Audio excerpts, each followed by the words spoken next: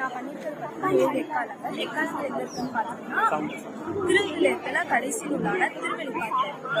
எக்காலங்களாம் முதல்ல என்னன்னு பார்த்தீங்கன்னா ஆலயத்தில் ஆராதனை படைகள் அதுக்கப்புறம் இரு நாட்டுக்கிட்டே போரிடும்போது எக்காலங்கள் மக்கள் வந்து தங்களை 7 வானத்தொகுதி முதல் எக்காலம் நிலத்தின் மூச்சில் வைப்பாங்க தீக்கிரையாகவும் சாம்பலாகவும். இரண்டாம் எக்காலம் ஒரு பழம் சமுத்திரத்தில் மூச்சில் சேதி மூன்றாம் எக்காலம் வந்து எட்டிக்கல் வந்து தண்ணியில விழுந்து அந்த தண்ணி எட்டி தண்ணியா மாறும். அந்த தண்ணியை குடிக்கிறவங்க எல்லாமே மாண்டுவாங்க. நான்காம் எக்காலம் பார்த்தீங்கன்னா வானல்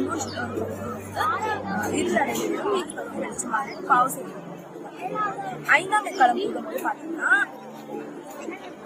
நெருப்பு சூளை மண் சூளை கொஞ்சம்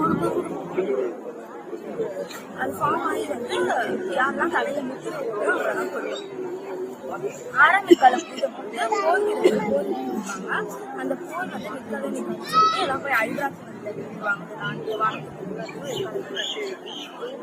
கடைசியா 7ஆம் எக்காலம் பூதம் வந்து பார்த்தீங்கன்னா வானத்தை வந்து உடற்படிக்கை பெட்டி காட்சி அளிக்கப்படும். இறுதியாக இயேசு வருது.